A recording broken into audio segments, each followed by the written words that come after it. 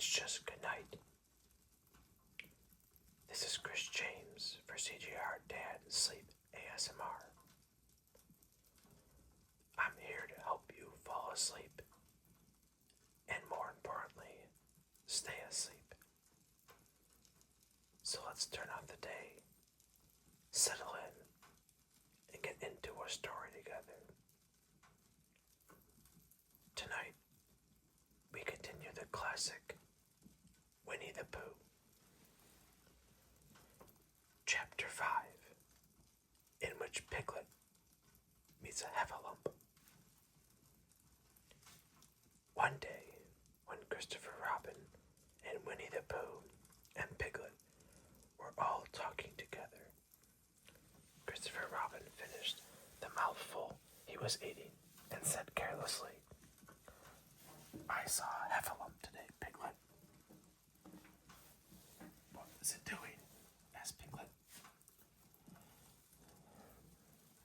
"Just lumping along," said Christopher Robin. "I don't think it saw me." "I saw one once," said Piglet. "At least I think I did," he said. "Only perhaps. It wasn't." "So did I," said Pooh, wondering what a heffalump was like. "You don't often see them," said Christopher Robin carelessly. "Not now," said Piglet. "Not at this time of year," said Pooh. Then they all talked about something else until it was time for Pooh and Piglet to go home together. At first, as they stumped along the path which edged the 100 Acre Wood, they didn't say much to each other. But when they came to the stream and had helped each other across the stepping stones and were able to walk side by side again over the heather, they began to talk in a friendly way about this and that, and Piglet said, "If you see what I mean, Pooh." And Pooh said, "It's just what I think myself, Piglet." And Piglet said, "But on the other hand, Pooh, we must remember." And Pooh said, "Quite true, Piglet, although I had forgotten it for the moment." And then, just as they came to the 6 pine trees, Pooh looked round to see that nobody else was listening, and said in a very solemn voice, "Piglet, I have decided something." "What have you decided?"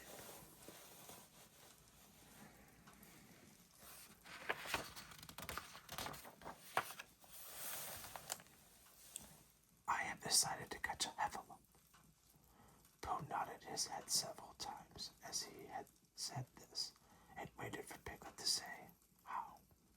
or "Pooh, you couldn't," or something helpful of that sort. But Piglet said nothing. The fact was, Piglet was wishing that he had thought about it first. "I shall do it," said Pooh, after waiting a little longer, "by means of a trap. And it must be a cunning trap. So you will have to help me, Piglet." "Pooh," said Piglet, feeling quite happy again now, "I will." And then he said, "How shall we do it?" And Pooh said, "That's just it. How?" And then they sat down together to think it out. Pooh's first idea was that they should dig a very deep pit, and then the heffalump would come along and fall into the pit. And, "Why," said Piglet. "Why what?" said Pooh. "Why would he fall in?" Pooh rubbed his nose with his paw and said that the heffalump might be walking along, humming a little song, and looking up at the sky, wondering if it would rain. And so he wouldn't see the very deep pit until he was halfway down, when it would be too late. Piglet said that this was a very good trap, but supposing it were raining already. Pooh rubbed his nose again and said that he hadn't thought of that. And then he brightened up and said that if it were raining already, the Heffalump would be looking at the sky, wondering if it would clear up. And so he wouldn't see the very deep pit until he was halfway down, when it would be too late. Piglet said that, now that this point has been explained, he thought it was a cunning trap. Pooh was very proud when he heard this, and he felt that the Heffalump was as good as caught already. But there was just one thing which had to be thought about, and it was this: where would they dig the very deep pit? Piglet said that the best place would be somewhere where a Heffalump was, just before he fell into it, only about a foot further on. But then he would see us digging it, said Pooh. Not if he was looking at the sky. He would suspect, said Pooh. If he happened to look down, he thought for a long time, and then added sadly, it isn't as easy as I thought. I suppose that's why Heffalumps hardly ever get come. That must be it, said Piglet. They sighed and got caught up, and when they had taken a few gross prickles out of themselves, they sat down again, and all the time Pooh was saying to himself, if only I could think of something, for he felt sure that a very clever brain could catch a Heffalump if...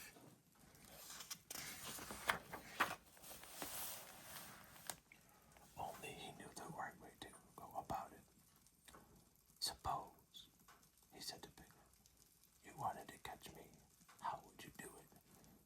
Well, said Piglet, I should do it like this.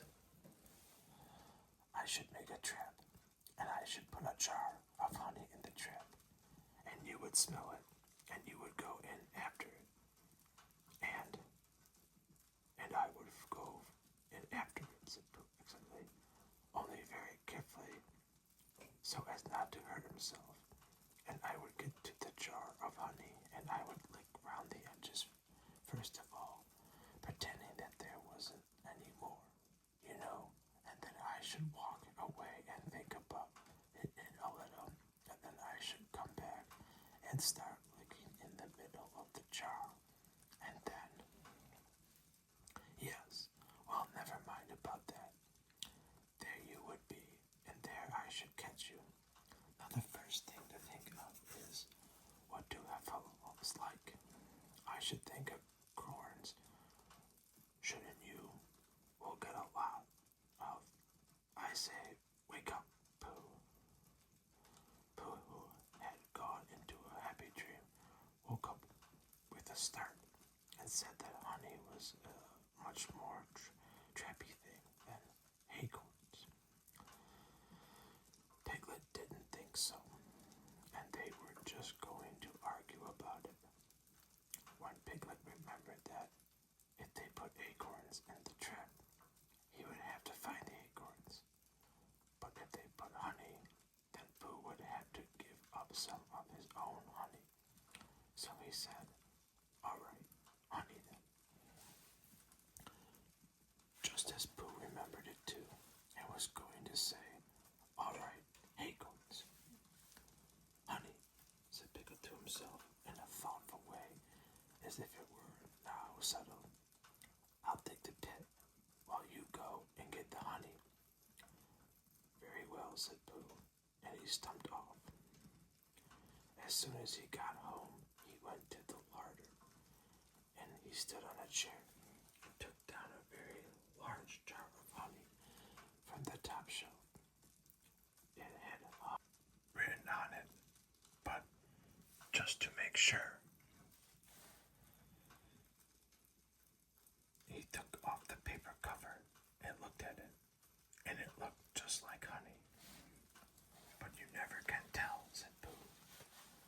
I remember my uncle saying once that he had seen cheese just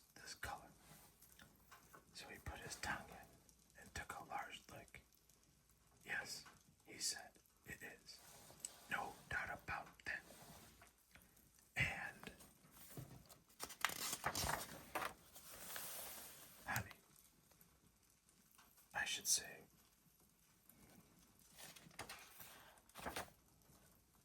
Right down to the bottom of the jar. Unless, of course, he said, somebody put cheese in it at the bottom just for a joke.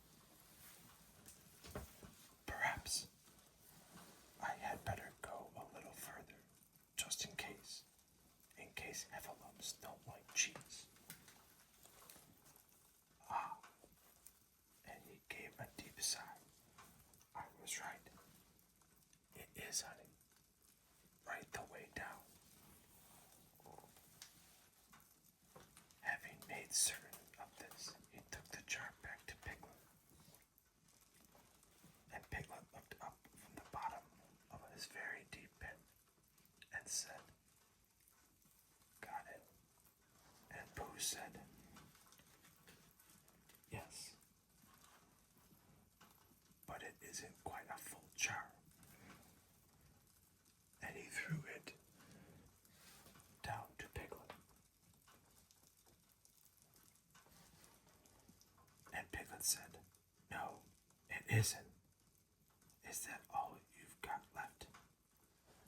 And Pooh said, yes, because it was.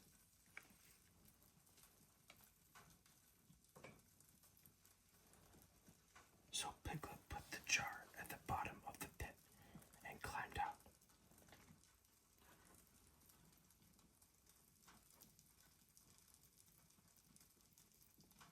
And they went off home together.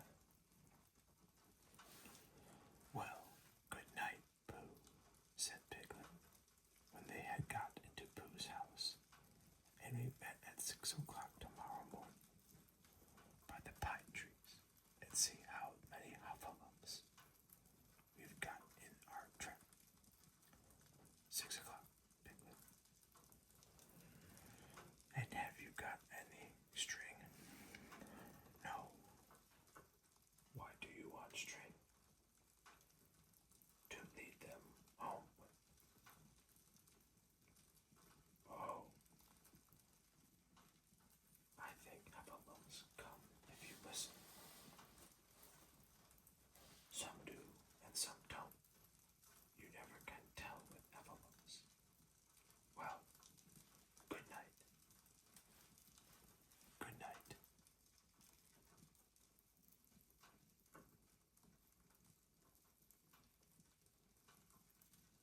And off Piglet trotted to his house. Trespassers W.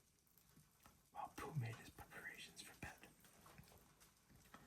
Some hours later, just as the night was beginning to steal away, Pooh woke up suddenly with a sinking feeling. He had thought that sinking feeling before, and he knew what it meant. He was hungry. So he went to the larder, and he stood on a chair and reached up to the top shelf and found nothing. That's funny, he thought. I know I had a jar of honey there. A full jar full of honey right up to the top. And it had honey written on it. So that I should know it was honey. That's very funny. And then he began to wander up and down, wondering where it was, and murmuring a murmur to himself like this. It's very, very funny, 'cause I know I had some honey, 'cause it had a label on saying, honey, a glorious full of pop too, and I don't know what it's got to. No, I don't know where it's gone. Well, it's funny. He had murmured this to himself 3 times in a silly sort of way, when suddenly he remembered he had put it into the cunning trap to catch the Heffalump. Brother, said Pooh, it all comes down of trying to be kind to Heffalumps. And he got back into bed. sleep, the more he cut it. He tried counting sheep, which is sometimes a good way of getting to sleep. And as that was no good, he tried counting heffalumps. And that was worse, because every heffalump that he counted was making straight for the pot of Pooh's honey and eating it all. For some minutes he lay there miserably, but when the 587th heffalump was licking its jaws and saying to itself, "Very good honey, this I don't know when I've tasted better," Pooh could bear it no longer. He jumped out of bed. He ran out of the house, and he ran straight to the 6 pine trees. The sun was still in bed, but there was a lightness in the sky over the 100-acre wood, which seemed to show that it was waking up and would soon be kicking off the clothes. In the half-light, the pine trees looked cold and lonely, and the very deep pit seemed deeper than it was. And Pooh's jar of honey at the bottom was something mysterious, a shape and no more. But he got nearer to his nose.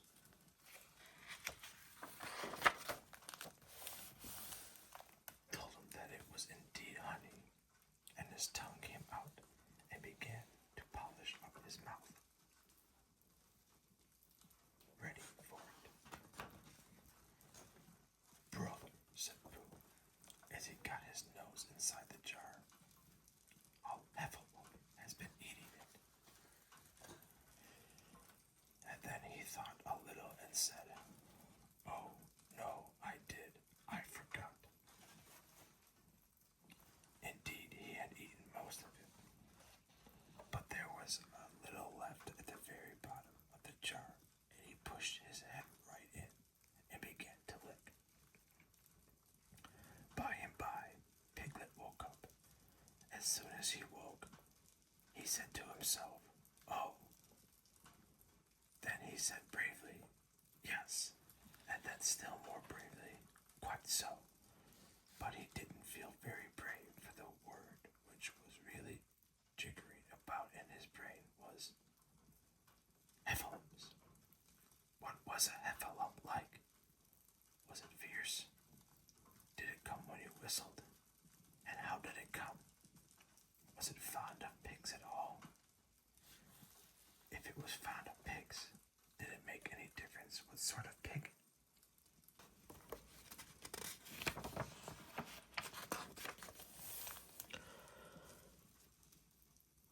Supposing it was fierce with pigs, would it make any difference if the pig and the grandfather called, "Trespassers, William"? He didn't know the answer to any of these questions, and he was going to see his first heffalump in about an hour from now. Of course, Pooh would be with him, and it was much more friendly with two. But suppose heffalumps were very fierce with pigs and bears, wouldn't it be better to be prepared that he had a headache and couldn't go up to the 6 pine trees this morning? But then suppose that it was a very fine day and there was no heffalumps in the trap. Here he would be in bed all morning, simply wasting his time for nothing. What should he do? And then he had a clever idea. He would go up very quietly to the 6 pine trees now, peep very cautiously into the trap, and see if there was a heffalump there. And if there was, he would go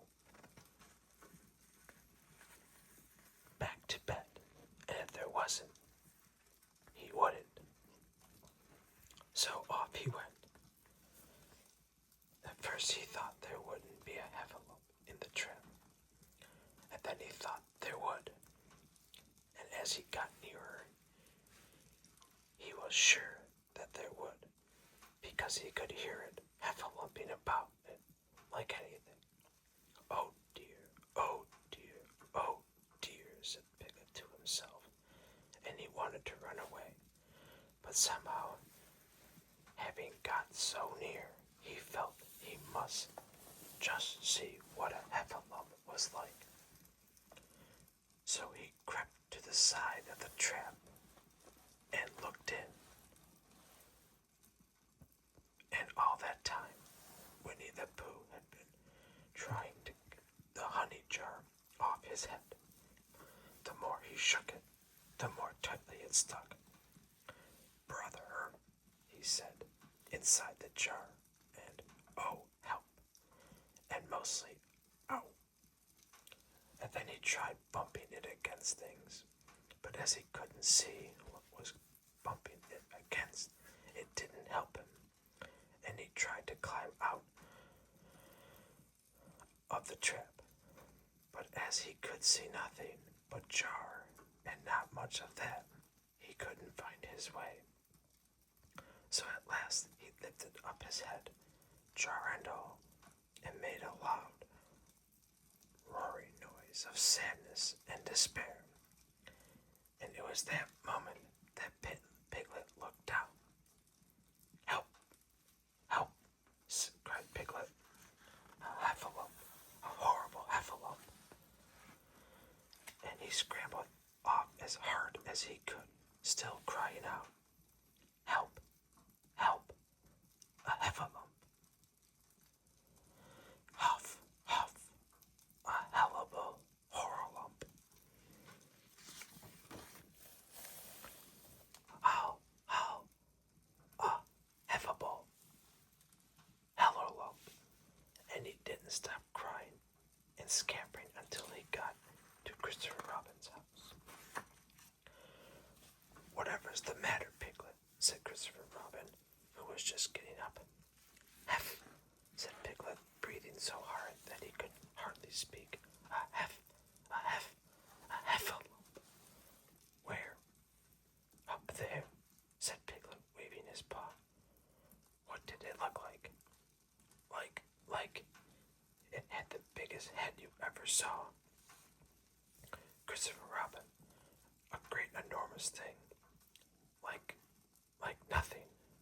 A huge, big, well, I don't know. Like an enormous big nothing. Like a jar." "Well," said Christopher Robin, putting on his shoes, "I shall go back and look at it. Come on." Piglet wasn't afraid if he had Christopher Robin with him.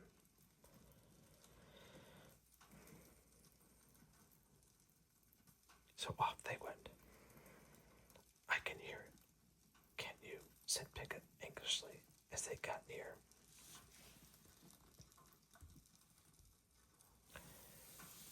"I can hear something," said Christopher Robin. It was Pooh bumping his head against a tree root he had found. "There," said Piglet. "Isn't it awful?" And he held on tight to Christopher Robin's hand. Suddenly Christopher Robin began to laugh. And he laughed, and he laughed, and he laughed. And while he was still laughing, crash went the heffalum's head against the tree root. Smash went the jar, and out came Pooh's head again. Then Piglet saw what a foolish piglet he had been, and he was so ashamed of himself that he ran straight off home and went to bed with a headache. But Christopher Robin and Pooh went home to breakfast together. "Oh, Bear," said Christopher Robin, "how do I love you?" "So do I," said Pooh.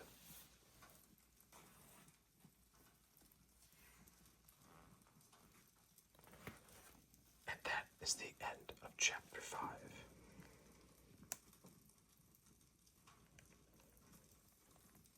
This is where we will leave Pooh and Christopher Robin for tonight.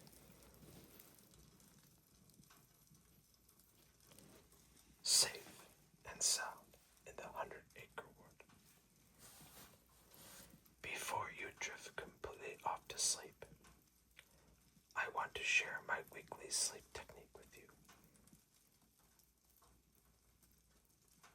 sleep.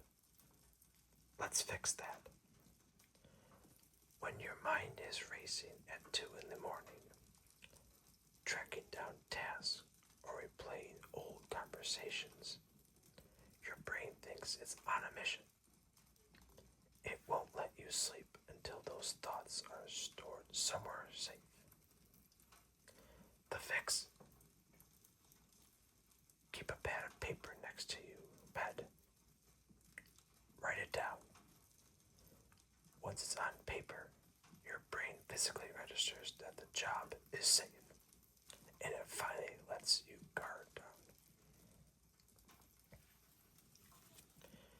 If you enjoyed relaxing with me tonight, please consider subscribing to the channel to help our community grow. From Chris James at CJR Dad Sleep ASMR. Happy sleep, pleasant dreams, and a wonderful tomorrow. And as always, keep your head in the clouds. I'll see you again soon. Good night.